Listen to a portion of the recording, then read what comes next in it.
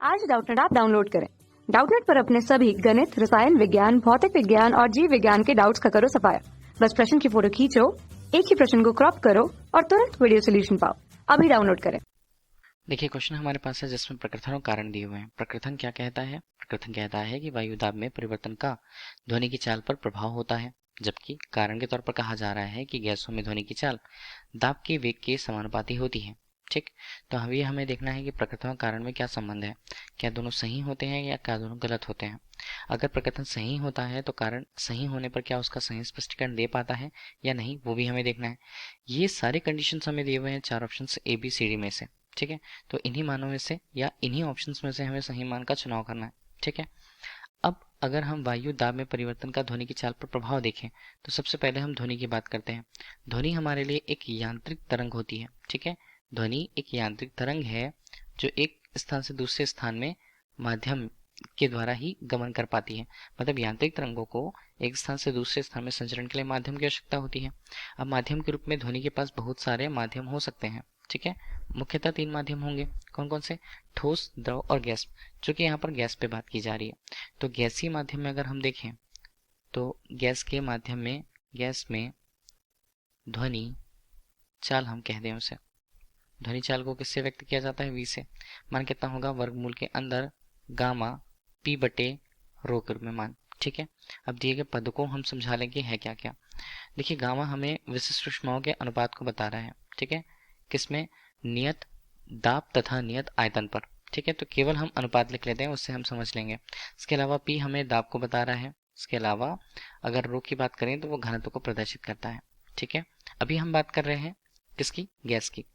अब कोई गैस अगर हम लें तो उसे आदर्श गैस हम ले लेंगे। ठीक है, तो एक आदर्श गैस के लिए अगर हम उसके समीकरण को देखें, आदर्श गैस समीकरण क्या बनेगा? समीकरण बनेगा पी वी बराबर एन आर टी के रूप में। ठीक है, तो एन आर टी अगर हम देखें तो वो क्या बनता है? देखिए, अभी हम क्या लिख लें इसे? पी आयतन को हम लिखते हैं द्रव्यमान बटे घनत्व के रूप में, बराबर होता है हमारे पास मान एन आर टी के रूप में। हमें यहाँ पर बताएगा गैस के लिए उसके अणुभार को। ठीक है, और इस स्थिति पर हम अगर ये कहते हैं कि टी का मान अगर नियत है, ठीक है, नियत ताप पर हम देखें, ठीक, ताप की बात यहाँ नहीं की गई है तो ताप को हम नियत रखते हैं, तो ये पूरा टर्म एनआरटी क्या हो जाएगा? एक नियत राशि हो जाएगी। नियत राशि हो जाएगी, और अगर एक ही गैस की बात करें तो अणुभार का मान भी नियत रहेगा। ठीक है, तो इस बीच हम पी बटे रो के मान को एक तरह से देखें तो ये नियत मान होता है।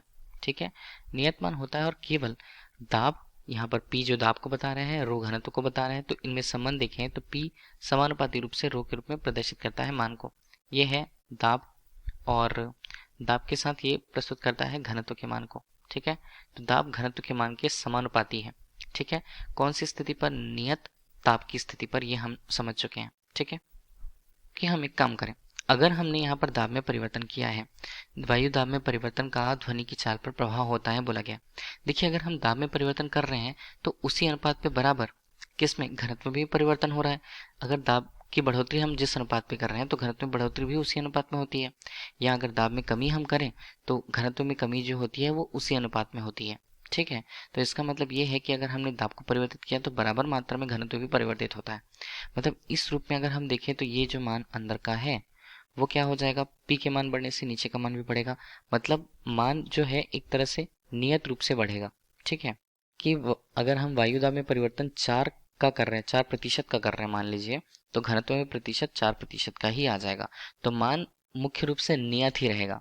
पी बटे रो का मान हमारे लिए नियत ही रहेगा। ठीक है, नियत रहेगा, इसका मतलब है कि V का जो मान है वो केवल और केवल किस पर निर्भर कर रहा है?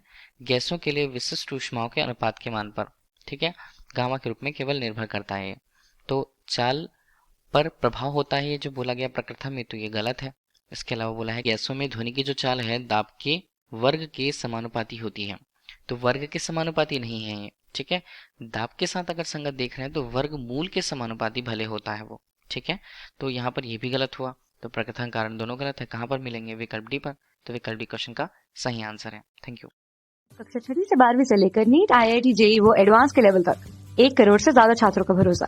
आज ही डाउनलोड करें डाउटनेट ऐप या व्हाट्सएप करें अपने सारे डाउट्स 8400 400 400 पर।